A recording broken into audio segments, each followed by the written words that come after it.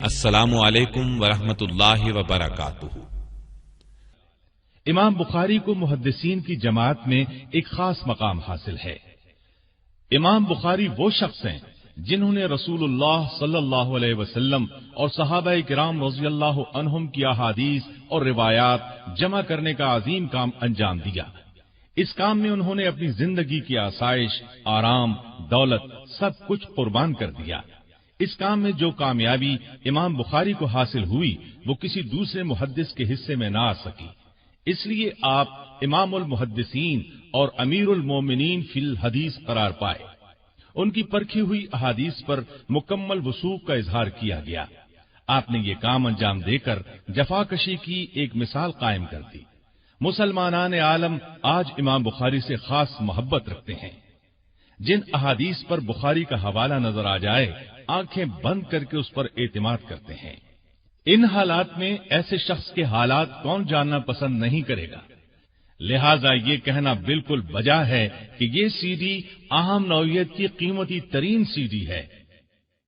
تو آئیے سنتے ہیں امام بخاری، پیشکش محمد طارق شاہد۔ ماں باپ نے امام بخاری رحمت اللہ علیہ کا نام محمد رکھا۔ آپ کی کنیت ابو عبداللہ تھی۔ والد کا نام اسماعیل بن ابراہیم بن مغیرہ تھا۔ ان کی کنیت ابو الحسن تھی۔ بڑے پائے کے محدث تھے۔ امام مالک رحمت اللہ علیہ کے شاگرد تھے۔ گویا امام بخاری اور ان کے والد دونوں ہی محدث تھے۔ یہ فخر اسلام میں کم لوگوں کو حاصل ہوا۔ آپ کی والدہ ماجدہ بہت عبادت گزار تھی۔ امام بخاری کی آنکھیں چھوٹی عمر میں خراب ہو گئیں۔ طبیب علاج نہ کر سکے۔ والدہ محترمہ نے اللہ سے دعا کی تو ایک خواب میں انہیں بشارت دی گئی کہ تمہارے رونے اور دعا کرنے پر اللہ نے تمہارے بیٹے کی بینائی لوٹا دی ہے۔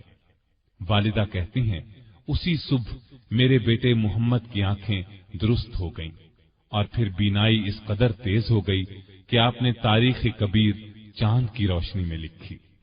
امام بخاری اجمی النسل تھے۔ ان کے پردادا مغیرہ نے بخارا کے حاکم یمان جعفی کے ہاتھ پر اسلام قبول کیا۔ بخارا میں رہائش اختیار کی۔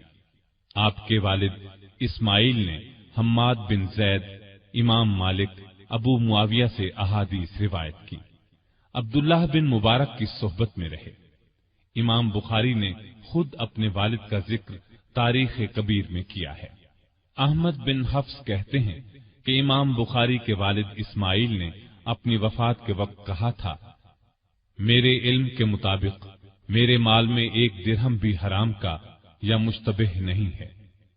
زمین کے جس خطے میں امام بخاری کی ولادت ہوئی وہ علاقہ خراسان کا مشہور شہر بخارا ہے۔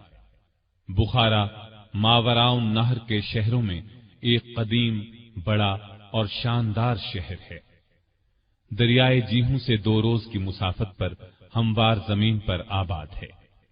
اسلامی فتوحات سے پہلے یہ شہر سامانیہ ملوک کا دارالسلطنت تھا۔ کہا جاتا ہے مسلمانوں نے اس شہر کو سیدنا امیر معاویہ رضی اللہ عنہ کے زمانے میں 55 ہجری میں فتح کیا تھا۔ فتح ہونے کی تاریخ 88 یا 90 ہجری بھی بتائی جاتی ہے۔ بہرحال آپ نے اسی تاریخی شہر بخارا میں 13 شعبان 194 ہجری میں آنکھ کھولی۔ امام بخاری کا اپنا بیان ہے کہ یہ تاریخ ولادت میں نے اپنے والد کے ہاتھ کی لکھی ہوئی پائی۔ اور بھی کئی صاحب علم و کمال بخارا میں پیدا ہوئے۔ آپ نے علم کی گود میں پرورش پائی۔ والد کی وفات اس وقت ہوئی جب آپ چھوٹے ہی تھے۔ والدہ نے پرورش کی، ہوش سنبھالا تو دل میں احادیث کے حفظ کرنے کا شوق پیدا ہو گیا۔ کیوں نہ ہوتا، والد محدث جو تھے۔ لوگوں نے امام بخاری کو یہ کہتے سنا، اللہ نے مجھے اس وقت احادیث کے حفظ کا شوق دیا جبکہ میں ابھی مکتب میں تھا۔ اس وقت آپ کی عمر 10-11 سال تھی۔ اسی زمانے میں ایک واقعہ پیش آیا۔ علامہ داخلی اس وقت بڑے پائے کے محدث تھے۔ بخارا میں ان کی درسگاہ بڑی بارونق اور مشہور تھی۔ معمول کے مطابق درس دے رہے تھے۔ इमाम बुखारी भी दर्स में शामिल थे। अल्लामा दाखिली ने एक हदीस की सनद बयान करने में गलती की। इमाम बुखारी ने अदब से टोक दिया और दुरुस्त सनद बयान कर दी। इस पर अल्लामा दाखिली ने आपको डांट दिया। इमाम बुखारी ने फरमाया, अगर आपके पास असल किताब हो तो उसमें देख लीजिए। अल्लामा दाखिली घर गए, असल किताब को देखा तो इमाम बुखारी का टोकना दुरुस्त था। चुनांचे उन्होंने इमाम बुखारी के सामने अपनी गलती तस्लीम कर ली। उस वक्त इमाम बुखारी की उम्र सिर्फ 11 साल थी। इमाम बुखारी को जिस तरह हिफ्ज हदीस का शौक बचपन ही में हो गया था, उसी तरह उनमें ये शौक भी पैदा हो गया कि सही अहादीस को गैर सही अहादीस से अलग करें और इल्म हदीस के हर शोबे से आगाही हासिल करें।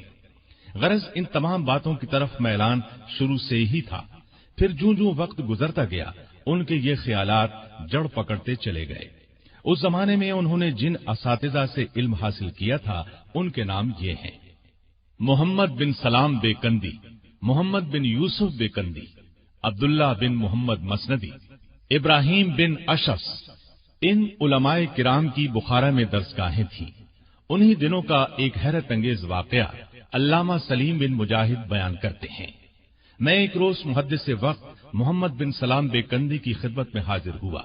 मुहद्दिस साहिब मुझे देखते ही बोले, तुम जरा देर पहले आते तो मैं तुम्हें ऐसे लड़के से मिलवाता जिसे 70,000 हदीसें याद हैं। ये सुनकर मुझे बहुत हैरत हुई। हुलिया और नाम वगैरह पूछकर मैं उसी वक्त उनकी तलाश में निकला। आखिर मुझे मिल गए। मैंने उनसे पूछा, तुम्हारा ही ये दावा है कि तुम्हें 70,000 अहादीस याद हैं? इमाम साहिब ने उनकी बात सुनकर जवाब दिया, हाँ, बिलाशुबा मुझे इतनी अहादीस याद हैं, बल्कि इससे भी ज्यादा। और सिर्फ याद ही नहीं, बल्कि जिस हदीस के बारे में सवाल करेंगे उसके रावियों की वफात, जायज सुकूनत और दीगर हालात भी बता दूंगा। और जो कौल या फेल सहाबी या ताबई का बयान करूंगा, उसके साथ ये भी बता सकता हूं कि उनका ये कौल और फेल किस आयत या हदीस से अख्ज़ किया गया है। एक रोज मोहम्मद बिन सलाम बेकंदी ने सफर पर जाने से पहले इमाम बुखारी से कहा, तुम मेरी किताब को देख लो और इसमें जो गलती हो उसकी इस्लाह कर दो। किसी ने अल्लामा बेकंदी की ये बात सुनकर हैरत जाहिर की और कहा, आप फन के इमाम होकर एक नौजवान लड़के से ये फरमा रहे हैं, मेरी किताब में से गलतियां निकाल दो। अल्लामा बेकंदी ने उसकी बात सुनकर जवाब में फरमाया, हाँ, इस नौजवान का कोई सानी नहीं है। वो फरमाया करते थे, जब मोहम्मद बिन इस्माइल मेरे दर्स में आ जाते हैं तो मैं हैरत ज़दा हो जाता हूँ।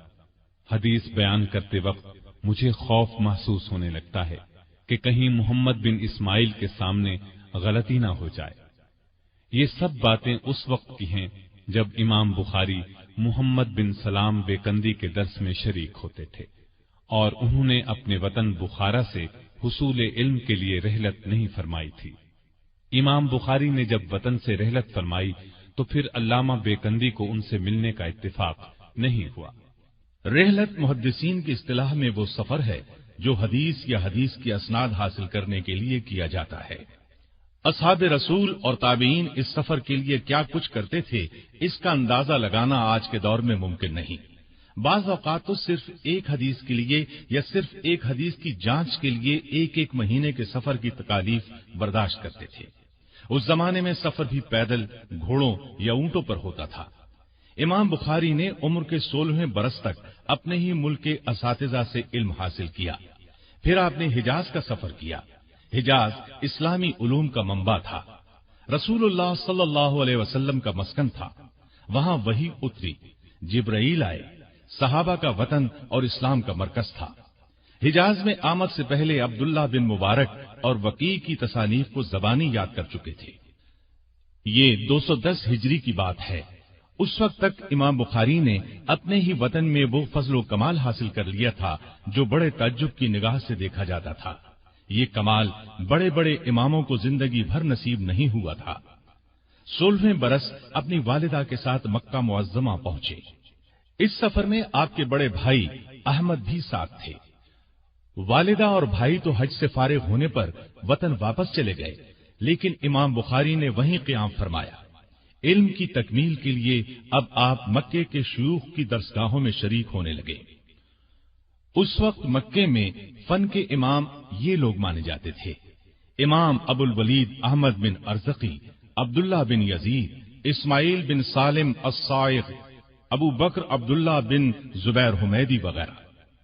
मक्के के बाद आपने मदीने का रुख किया। उस वक्त वहां दुनिया भर से लोग सफर करके आते थे, उलूम नबविया सीखते थे। आप 18 साल की उम्र में 212 हिजरी में मदीने पहुंचे।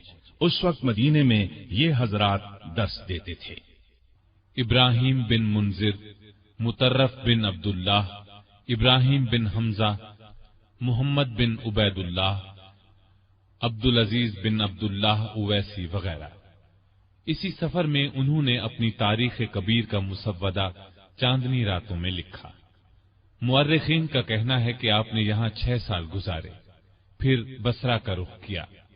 उस वक्त बसरा इल्म के मैदान में बहुत तरक्की पर था। बसरा में इमाम अबू आसिम नबील, सफवान बिन ईसा, बदल बिन मुहब्बर, हरमी बिन अम्मारा, अफ़ान बिन मुस्लिम, मुहम्मद बिन अरअरा, सुलेमान बिन हर्ब, अबुल वलीद त्यालसी, इमाम आरिम और मोहम्मद बिन सिनान वगैरह से इस्तिफादा किया। बसरा का इमाम बुखारी ने 4 बार सफर किया। बसरा के बाद कूफे का सफर किया। इसी तरह बगदाद की रहलत की।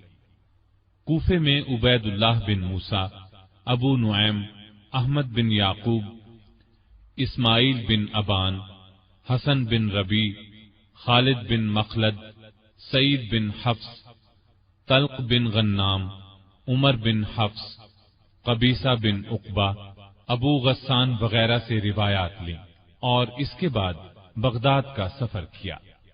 बगदाद उस वक्त खिलाफत अब्बासिया का दारुस सल्तनत था। हुकूमत की तरफ से इल्म की बहुत कद्र व मंजिलत होती थी, इसलिए बगदाद इल्म का गहवारा बना हुआ था। वहां हर तरफ से अहले कमाल जमा हो गए थे। बगदाद में उस वक्त ये शुयूख मौजूद थे: इमाम अहमद बिन हम्बल रहमतुल्लाह अलैह, मोहम्मद बिन ईसा सब्बाग, मोहम्मद बिन साइक और सुरैज बिन नौमान। बगदाद का इमाम बुखारी ने 8 मरतबा सफर किया, फिर शाम का सफर किया। शाम के बाद मिस्र, जजीरा, खुरासान, मर्व, बलख, हिरात के सफर किए। इन तमाम मकामात के शुयूख से इस्तिफादा किया। मुहद्दिसीन लिखते हैं, इमाम बुखारी इन तमाम शहरों में तलब इल्म के लिए गए और वहां क़याम किया। खतीब बगदादी लिखते हैं, इमाम बुखारी ने तमाम शहरों के मुहद्दिसीन की तरफ सफर किया। खुरासान और इराक के तमाम मुल्कों, हिजाज, शाम और मिस्र में हदीसें लिखी। बगदाद तो कई बार गए। जाफर बिन मुहम्मद कत्तान लिखते हैं कि मैंने इमाम बुखारी को कहते हुए सुना है, मैंने 1000 से जायद असातिज़ा से अहादीस लिखी और मैं सनद के बगैर कोई हदीस याद नहीं रखता।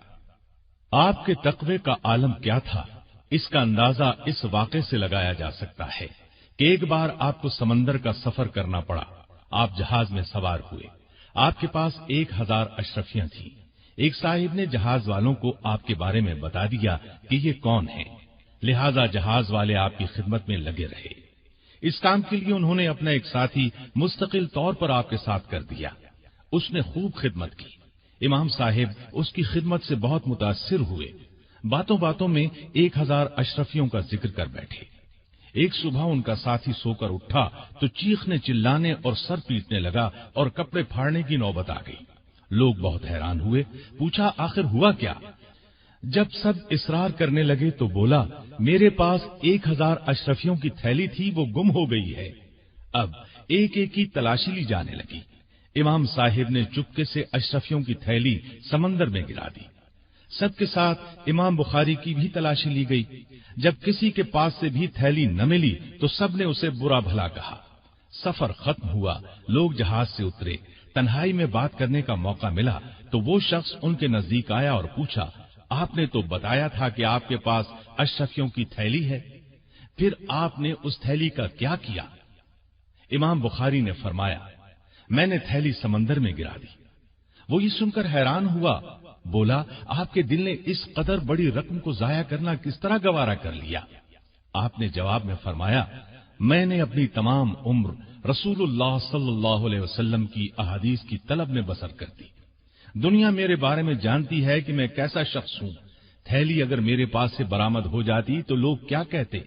जिस दौलत को मैंने तमाम उम्र हासिल किया उसको चंद अशरफियों की खातिर खो देता। इमाम बुखारी के वालिद अल्लामा इस्माइल एक बहुत ईमानदार ताजिर थे। वफात के वक्त उन्होंने कहा था, मेरे माल में से एक दिरहम भी हराम रास्ते से शामिल नहीं हुआ। उन्होंने काफी दौलत छोड़ी। ये सारी दौलत इमाम बुखारी को मिली। आपने उस माल को मुजारबत में लगा दिया। ये तिजारत की एक किस्म है। इस तरह खुद फारिग होकर इल्म नबवी की खिदमत में लग गए। आपकी तबीयत में मुरव्वत और रहमदिली बहुत ज्यादा थी। आपकी तिजारत में शरीक एक शख्स 25,000 दिरहम दबा बैठा। इत्तेफाक से वो उस शहर में आया जिसमें उस वक्त आप भी थे। आपको बताया गया कि आपका मकरूज आया हुआ है, उससे रुपया वसूल कर लीजिए। आपने जवाब में फरमाया, मैं इस बात को पसंद नहीं करता कि मकरूज को परेशानी में डालूं। मकरूज वहां से दूसरे शहर में चला गया। आपके अकीदतमंदों ने अर्ज की, आप हुकूमत से मदद ले सकते हैं। गवर्नर को एक खत लिखवा दीजिए। गवर्नर उसे गिरफ्तार कर लेगा और उसे कर्जा अदा करना पड़ेगा। इसके जवाब में आपने फरमाया, इस तरह हुकूमत का मुझ पर एहसान होगा। वो इस एहसान का बदला न जाने मुझसे किस सूरत में चाहेगी, लिहाजा मैं ये भी नहीं कर सकता। आपके अकीदतमंदों ने खुद ही खत लिखकर गवर्नर को भेज दिया। आपको पता चला तो फरमाया, तुम मुझसे ज्यादा मेरे खैरखा न बनो। फिर गवर्नर की तरफ आदमी भेजा कि मकरूज को कुछ न कहा जाए। इस तरह आपको 25,000 दिरहम में से कुछ भी वापस न मिला, लेकिन आपने उसे परेशान करना गवारा न किया। मिजाज में खुदा तरसी थी, रहमदिली और इंसाफ पसंदी बहुत थी। ये औसाफ गोया आप में कूट कूट कर भरे थे। अब्दुल्ला बिन मोहम्मद सियाफी कहते हैं कि मैं इमाम बुखारी के मकान पर उनकी खिदमत में मौजूद था। आपकी लौंडी आई और आपके पास से होकर दूसरी तरफ जाने लगी। उसका पांव दवात से टकरा गया, दवात उलट गई, रोशनाई गिर गई। इमाम बुखारी ने गुस्से से फरमाया, कैसे चलती है? लौंडी ने फौरन कहा, रास्ता न हो तो किस तरह चलूं? इस पर इमाम बुखारी ने गुस्से होने की बजाय उससे फरमाया, जा, मैंने तुझे आजाद किया। अब्दुल्ला बिन सियाफी कहते हैं, मैंने अर्ज किया, आपको तो उसने गुस्सा दिलाने की बात की और आप हैं कि उसे आजाद कर दिया। आपने जवाब में फरमाया, जो उसने कहा मैंने अपने नफ्स को उस पर राजी कर लिया। गोया इमाम बुखारी ने लौंडी को तंबीह नहीं की, अपने नफ्स को की। अबू हफ्स आपके वालिद के शागिर्द थे। उन्होंने तिजारत का कुछ माल आपकी खिदमत में भेजा। कुछ ताजिर शाम के वक्त आपके पास आए और उस माल को खरीदना चाहा। उन्होंने पेशकश की कि वो इस माल पर 5,000 नफा देने के लिए तैयार हैं। इमाम बुखारी ने उनसे फरमाया, इस वक्त आप चले जाएं, मैं कल इसकी बात पुख्ता करूंगा। ताजिर चले गए। सुबह हुई तो कुछ और ताजिर आ गए। उन्होंने उस माल को 10,000 मुनाफा देकर खरीदने की पेशकश की। आपने 10,000 मुनाफा लेकर माल देने से इनकार कर दिया और फरमाया, कल मेरे पास जो ताजिर आए थे, मैंने रात 5,000 मुनाफा लेकर उन्हें देने की नीयत कर ली थी, इसलिए ये माल मैं उन्हीं को दूंगा। मैं अपनी नीयत नहीं तोड़ सकता। उस वक्त असल मकसद माल की मोहब्बत से खुद को दूर रखना था। हफ्स बिन उमर अल अशकर कहते हैं कि हम लोग बसरा में हदीस लिखते थे। हमारे साथ इमाम बुखारी भी किताबत हदीस में शामिल थे। इस दौरान में हमने कई रोज तक उन्हें गायब पाया। तलाश किया तो अपने हुजरे में मिले और नीम उरिया हालत में थे। दरियाफ्त करने पर पता चला कि खर्च बिल्कुल खत्म हो गया है। बदन के कपड़े भी फरोख्त हो चुके हैं। आखिरकार हमने चंदा किया, आपके लिए कपड़े तैयार कराए। मतलब ये कि इस नौबत तक पहुंचने पर भी साथियों से जिक्र तक नहीं किया। अबू माशर जरीर एक नाबीना मुहद्दिस थे। एक रोज आपने उनसे कहा, अबू माशर, मुझे मुआफ कर दें। उन्होंने हैरान होकर पूछा, आप किस बात की मुआफी मांग रहे हैं? कहा, आपने एक रोज एक हदीस बयान की थी, میں نے آپ کو دیکھا، آپ بہت خوش ہیں اور خوشی کی زیادتی سے ہاتھ اور سر ہلا رہے ہیں۔ آپ کو اس حالت میں دیکھ کر میں مسکرا اٹھا، اس لیے آپ مجھے معاف کر دیں۔ ابو معاشر نے کہا، اللہ آپ پر رحم فرمائے، آپ سے کسی طرح کی باس پرس نہیں۔ ایک مرتبہ ایک شخص نے آپ کی داڑھی میں سے تنکا نکال کر وہیں مسجد میں ڈال دیا۔ جب تک لوگ آپ کی خدمت میں موجود رہے اور باتیں کرتے رہے، آپ کی نگاہ برابر اس تنکے کی طرف رہی۔ آخر لوگوں کی نظر بچا کر آپ نے اس تنکے کو اٹھایا اور اپنی آستین میں رکھ لیا، پھر مسجد کے باہر ڈالا۔ یہ مسجد کا ادب اور احترام تھا، اور مطلب یہ تھا کہ جس چیز سے داڑھی کو صاف رکھا جائے اس سے مسجد کو بھی صاف رکھنا چاہیے۔ خالد بن احمد زحلی بخارا کا گورنر تھا۔ اس نے آپ سے درخواست کی کہ آپ شاہی محل میں آ کر مجھے اور شہزادوں کو حدیث اور تاریخ کا درس دیں۔ امام بخاری نے صاف انکار کر دیا اور ان کو بتا دیا کہ علم کے قدردان اب بھی موجود ہیں، جن کو دنیا کی کوئی پرواہ نہیں۔ جو پیغام لے کر آیا تھا اس کی زبانی کہلا بھیجا۔ میں حرم شاہی میں جا کر خوشامدی نہیں بننا چاہتا، اس میں علم کی بے قدری ہے۔ اب گورنر نے درخواست کی کہ اگر آپ حرم شاہی میں تشریف لانا پسند نہیں کرتے تو شہزادوں کے لیے خاص وقت دیں جس میں عام لوگ نہ ہوں۔ آپ نے جواب میں فرمایا، یہ نبی اکرم صلی اللہ علیہ وسلم کی میراث ہے، اس میں عام خاص سب کا برابر حصہ ہے۔ میری درسگاہ اور مسجد کا دروازہ ہر وقت اور ہر شخص کے لیے کھلا ہے، جسے شوق ہو آ کر فائدہ اٹھا لے، کسی کے لیے روک ٹوک نہیں۔ میں کبھی ایسی درخواست منظور نہیں کر سکتا۔ اگر میرے جواب سے ناخوش ہو تو بزور میرا درس روک دو۔ اس صاف اور بے لاگ جواب سے والی بخارا سخت برہم ہوا اور شہر سے آپ کو باہر نکالنے پر تل گیا، لیکن امام بخاری کا سکہ تمام مسلمانوں پر ایسا جمع ہوا تھا کہ وہ طاقت کے بل پر بھی کچھ نہ کر سکا۔ آخر دوسرا طریقہ اختیار کیا، چند لوگوں کو اس بات کے لیے مقرر کیا کہ امام بخاری پر کوئی ایسا الزام لگایا جائے کہ عام لوگ آپ سے بدظن ہو جائیں۔ چنانچہ ایک جھوٹا الزام لگایا گیا اور شہر چھوڑنے کا حکم دے دیا گیا۔ الزام یہ تھا کہ امام بخاری قرآن کے الفاظ کے مخلوق ہونے کے قائل ہیں۔ اس پر شہر میں ہنگامہ کھڑا ہوا۔ یہ ہنگامہ بھی دراصل ان لوگوں نے کھڑا کیا تھا۔ آپ شہر چھوڑنے پر مجبور ہو گئے۔ شہر سے جاتے وقت آپ نے یہ بد دعا دی، اے اللہ، جس بات کا ان لوگوں نے مجھ پر الزام لگایا ہے تو وہی بات ان کی اپنی ذات اور ان کی اولاد میں دکھا۔ چند روز بعد ہی اس دعا کا اثر ظاہر ہوا۔ خراسان کے حکمران نے بخارا کے حاکم خالد بن احمد زحلی کے بارے میں یہ فرمان جاری کیا کہ اسے گدھے پر بٹھا کر شہر میں گھمایا جائے، اس کے بعد قید میں ڈال دیا جائے۔ انجام یہ ہوا کہ یہ قید میں ہی مر گیا۔ جن لوگوں نے امام بخاری پر الزام لگانے میں حصہ لیا تھا ان میں سے ہر ایک کا انجام بد سے بدتر ہوا۔ ان میں سے حریث بن ورقہ کو تو وہ ذلت اٹھانا پڑی جو بیان سے باہر ہے۔ الزام لگانے کے لیے حاکم بخارا نے اس شخص کو آگے کیا تھا۔ امام بخاری بخارا سے نکل کر بیکند پہنچے، لیکن اس الزام کی خبر بیکند بھی پہنچ چکی تھی۔ وہاں دو فریق ہو گئے۔ ایک امام بخاری کو اس الزام سے بری سمجھتا تھا، دوسرا گروہ مفسدوں کا تھا۔ امام بخاری نے اس صورتحال میں وہاں ٹھہرنا مناسب نہ سمجھا۔ اس دوران میں سمرقند کے لوگوں کو آپ کے بیکند پہنچنے کی خبر مل گئی۔ انہوں نے آپ سے درخواست کی کہ سمرقند تشریف لے آئیں اور مسند درس سنبھالیں۔ آپ نے درخواست منظور فرمائی اور سمرقند کے لیے روانہ ہوئے۔ راستے میں خرتنگ نامی بستی میں ایک عزیز کے مکان میں ٹھہرے۔ تہجد کی نماز میں آپ نے دعا کی، اے اللہ، تیری زمین کشادہ ہونے کے باوجود مجھ پر تنگ ہو گئی ہے، مجھے اپنے پاس بلا لے۔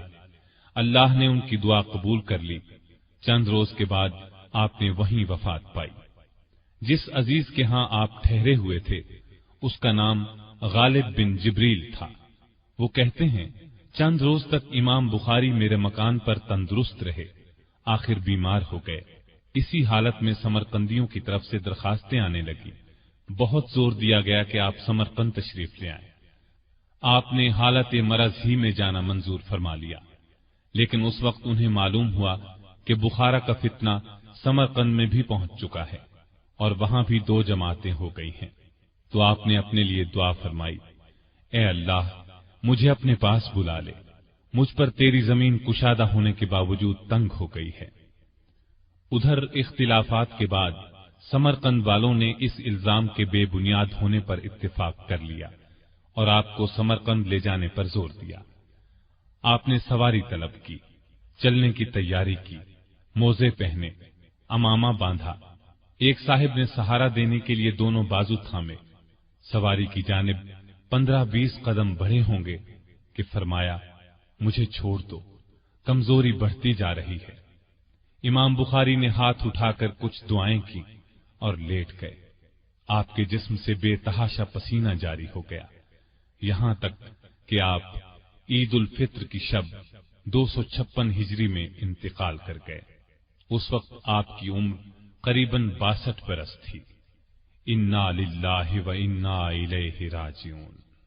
रूह परवास कर जाने के बाद भी जिस्म पर पसीने का असर था। आखिर गुस्ल देकर कफर में लपेट दिए गए। ईद उल फित्र के दिन बाद नमाज जुहर वहीं खरतंग नामी बस्ती में आपको दफन कर दिया गया। इस तरह ये आफताब आलम, अहादीस रसूल का खादिम, दुनिया भर के इंसानों पर एहसान करने वाला, उलूम नबविया का माहिर रुखसत हो गया। मरने से पहले वसीयत फरमाई, मुझे सुन्नत के मुताबिक 3 कपड़ों में कफन देना, इनमें कुर्ता और अम्मामा न हो। इमाम बुखारी की वफात पर उलमाए उम्मत ने बहुत हसरत जाहिर की। यहया बिन जाफर बेकंदी ने आपकी वफात की खबर सुनकर फरमाया, इमाम बुखारी की मौत इल्म की मौत है। आपने कोई औलाद नहीं छोड़ी, ये दुरुस्त है।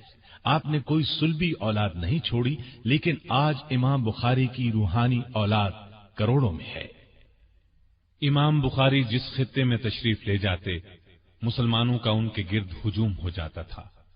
लोग उनके फजल और कमाल की हिकायात सुन सुनकर उन्हें देखने की तमन्ना किया करते थे।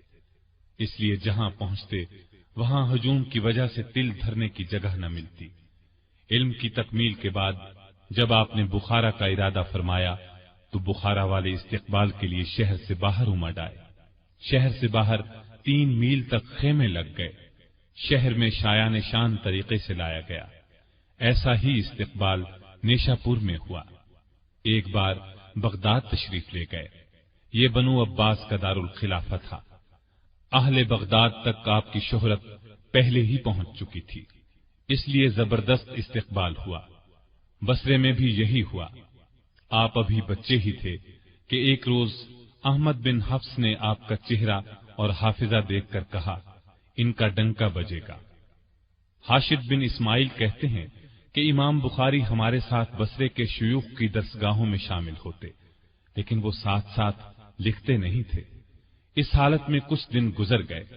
आखिर हमने उन्हें समझाना शुरू किया कि जब तक आप साथ साथ लिखेंगे नहीं, दरसगाह में बैठकर हासिल क्या करेंगे, यूं ही अपना वक्त बर्बाद कर रहे हैं। तो उन्होंने जवाब न दिया। लेकिन जब हमारी बातें सुन सुनकर घबरा गए तो फरमाने लगे, तुम लोग हद से तजावुज कर गए हो।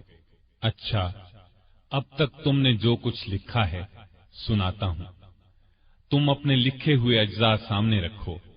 हमने ऐसा ही किया। इमाम बुखारी ने वो सब सुना दिया जो हमने लिखा था। इसके अलावा भी 15,000 अहादीस सुना दी।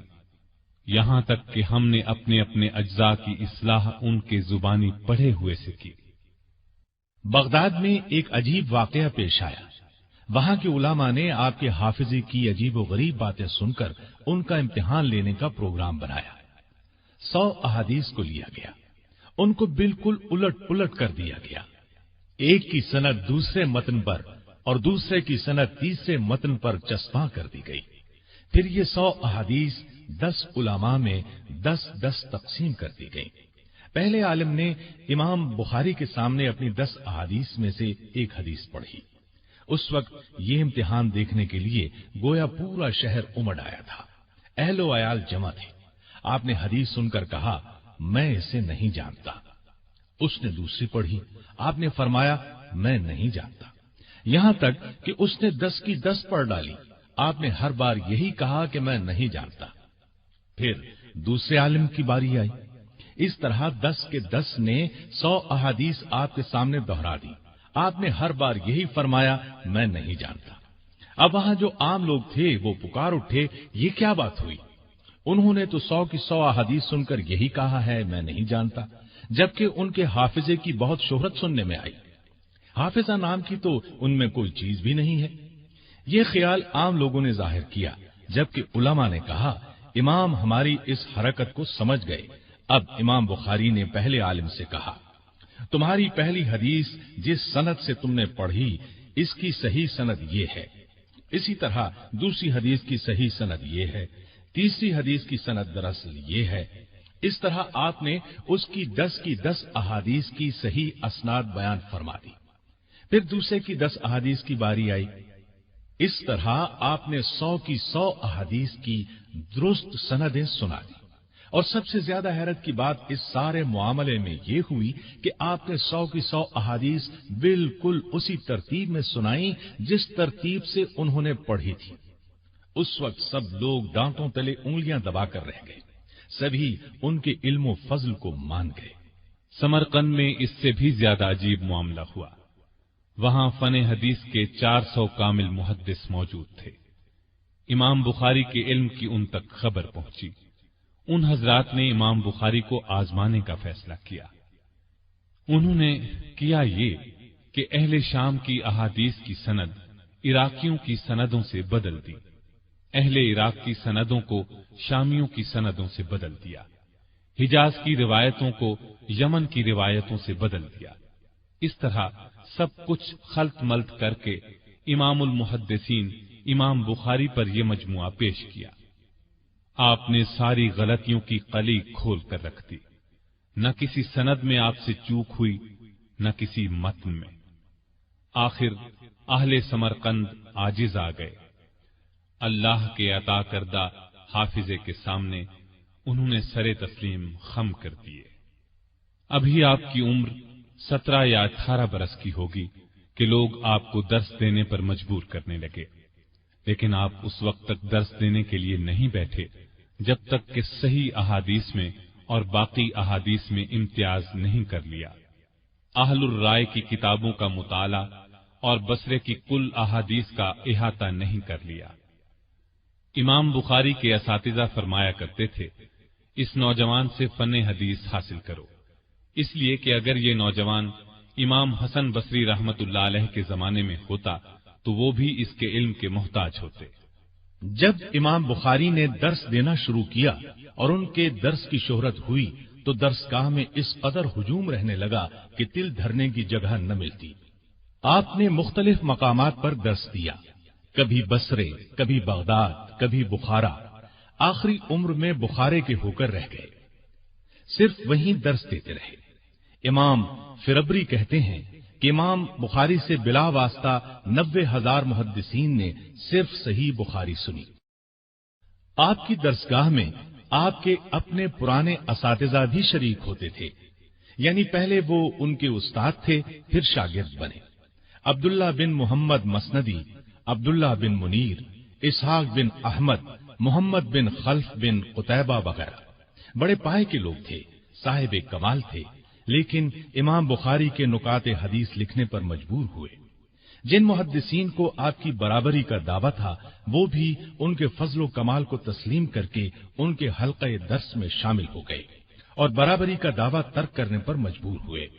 ایسے لوگوں میں امام ابو زرع رازی، ابو حاتم رازی، ابراہیم حربی، ابو بکر بن ابی عاصم، موسیٰ بن ہارون، ابو بکر محمد بن اسحاق بن خزیمہ، قاسم بن زکریہ وغیرہ شامل ہیں۔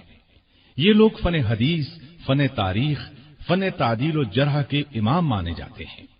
یہ سب امام بخاری کے دل دادا تھے۔ آپ کے حلقہ درس میں آ کر آپ کی تقاریر کو لکھتے تھے۔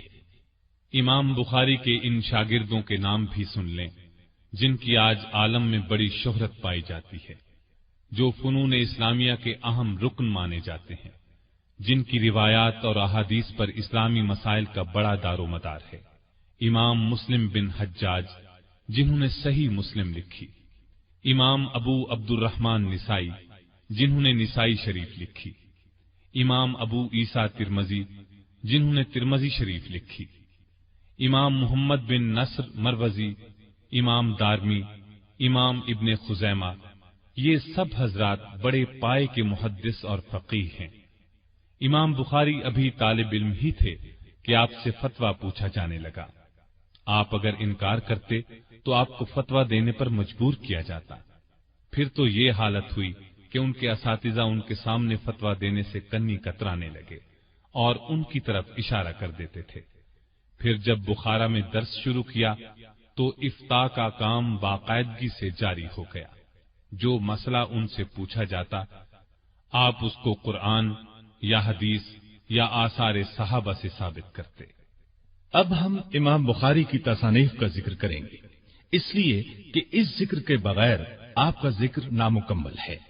آپ کی سب سے اہم ترین اور مشہور ترین کتاب صحیح بخاری ہے۔ اس کے علاوہ امام بخاری کی ایک ایک تصنیف وقت کی نگاہ سے دیکھی گئی۔ امام بخاری نے تاریخ کبیر لکھی تو امام اسحاق بن راہویہ جیسے باکمال شیخ نے اس نادر تالیف کو امیر عبداللہ بن طاہر حاکم رے کے دربار میں پیش کرتے ہوئے فرمایا، میں تمہیں ایک بڑا جادو دکھاتا ہوں۔ علامہ تاج الدین سبکی اس تاریخ کے بارے میں لکھتے ہیں، امام بخاری کی تاریخ وہ کتاب ہے کہ اس سے پہلے کسی نے ایسی مبارک تالیف نہیں لکھی، اور جس شخص نے امام بخاری کے بعد اس قسم کی تالیف کی وہ اس تاریخ سے استفادہ کیے بغیر نہیں رہا۔ بعض نے تو پیرایا بدل کر اپنی طرف منسوب کر لیا۔ اللہ تعالیٰ امام بخاری پر برکتیں فرمائے، انہوں نے تاریخی اصول کی بنیاد ڈالی۔ تاریخ کبیر وہی کتاب ہے جسے امام بخاری نے اپنی عمر کے 18ویں سال کی چاندنی راتوں میں لکھا، مسجد نبوی میں حجرہ مبارک اور منبر کے درمیان بیٹھ کر لکھا۔ امام اسحاق بن راہویہ نے اس کو دیکھا تو امیر عبداللہ بن طاہر خراسانی کے سامنے پیش کر کے فرمایا، کیا میں تمہیں جادو نہ دکھاؤں؟ تاریخ کبیر میں صحابہ، تابعین اور تبع تابعین کے نام حروف تہجی کی ترتیب سے آئے ہیں۔ اگر ایک ہی نام کے کئی لوگ موجود ہیں تو ان کے باپ کے ناموں میں حروف تہجی کی ترتیب موجود ہے۔ تاریخ کبیر میں زیادہ تر مسئلہ روایت، تلمذ اور سماعت کا ذکر ہے، اکثر جگہ جرح و تعدیل بھی ہے۔ آپ کی ایک تصنیف کا نام تاریخ الاوسط ہے، آپ کی ایک تصنیف التاریخ الصغیر ہے۔ فن تاریخ میں امام بخاری کی یہ بھی ایک بے مثل تصنیف ہے۔ فن حدیث کو فن رجال سے وہی تعلق ہے جو روح کو جسم سے، اس لیے امام بخاری کو اس سے خاص شغف تھا۔ اس میں امام بخاری مشاہیر، صحابہ، تابعین اور تبع تابعین کی وفات کے سن، نسب وغیرہ کا ذکر کرتے ہیں۔ آپ کی ایک تصنیف کا نام الجامع الکبیر ہے، اس کا ذکر ابن طاہر نے کیا ہے، اس کا مفصل حال معلوم نہ ہو سکا۔ ایک کتاب کا نام المسند الکبیر ہے، ایک اور تصنیف التفسیر الکبیر ہے۔ مزید تصانیف کے نام یہ ہیں: خلق و افعال العباد، کتاب الضعفاء الصغیر، الہبہ، اسامی الصحابہ، کتاب الوحدان، کتاب المبسوط، کتاب العلل، کتاب الکناء، کتاب الفوائد، الادب المفرد، جز رفع الیدین، بر الوالدین، کتاب الاشربہ، قضایا الصحابہ والتابعین، کتاب الرقاق، الجامع الصغیر فی الحدیث اور جز القراءۃ خلف الامام وغیرہ۔ آخر میں ہم امام بخاری رحمت اللہ علیہ کے شاگردوں کے نام آپ کو بتائے دیتے ہیں۔ پہلا نام امام مسلم بن حجاج رحمت اللہ علیہ کا ہے۔ انہوں نے مسلم شریف لکھی۔ بخاری کے بعد مستند ترین کتاب مسلم شریف کو مانا گیا۔ صحیح مسلم کی بھی بہت سی شروح لکھی گئیں۔ تراجم بھی لکھے گئے۔ شروح اور تراجم کی تعداد قریباً 30 ہے۔ آپ کے ایک اور نامور شاگرد امام ابو عیسیٰ ترمذی رحمۃ اللہ علیہ ہیں۔ آپ نے جامع ترمذی لکھی، یہ صحاح ستہ میں شامل ہے۔ جامع ترمذی کے علاوہ ان کی اور بھی کئی مشہور تصانیف ہیں جن کے اردو، فارسی وغیرہ میں تراجم کیے گئے۔ آپ کے ایک اور شاگرد امام نسائی رحمۃ اللہ علیہ ہیں۔ انہوں نے سنن نسائی لکھی، یہ بھی صحاح ستہ میں شامل ہے۔ آپ کے ایک اور شاگرد فرابری رحمۃ اللہ علیہ ہیں۔ لوگ بخاری کا درس لینے کے لیے ان کے پاس دور دور سے آتے تھے۔ آپ کے ایک اور شاگرد امام دارمی رحمۃ اللہ علیہ ہیں۔ امام صاحب کی زندگی میں وفات پائی۔ امام بخاری کو ان کی موت سے بہت صدمہ پہنچا۔ ان کی تصنیفات میں المسند، کتاب التفسیر اور الجامع مشہور ہیں۔ آپ کے ایک اور شاگرد صالح بن محمد جزرہ ہیں۔ غضب کا حافظہ تھا، زبانی درس دیا کرتے تھے۔ جزرہ الحافظ کے نام سے مشہور ہوئے۔ آپ کے ایک اور شاگرد فقیہ امام محمد بن نصر مروزی ہیں، بہت بڑے فقیہ تھے۔ امام بخاری کے ایک اور شاگرد امام ابو حاتم رازی ہیں، فن جرح و تعدیل کے بہت بڑے امام مانے جاتے ہیں۔ احادیث رسول کی تلاش میں ہمیشہ پیدل سفر کیا۔ بحرین سے مصر، مصر سے رم اللہ سے طرطوس تک پیدل سفر کیا۔ امام صاحب سے بہت کچھ استفادہ کیا۔ امام بخاری کے ایک شاگرد ابراہیم الحربی الامام رحمت اللہ علیہ ہیں، فن لغت، ادب، نحو اور فقہ کے امام مانے جاتے ہیں۔ علامہ ثعلب کہتے ہیں، میں نے امام حربی کو لغت اور نحو کی درسگاہ سے 50 برس کے دوران ایک بار بھی ناغہ کرتے نہیں دیکھا۔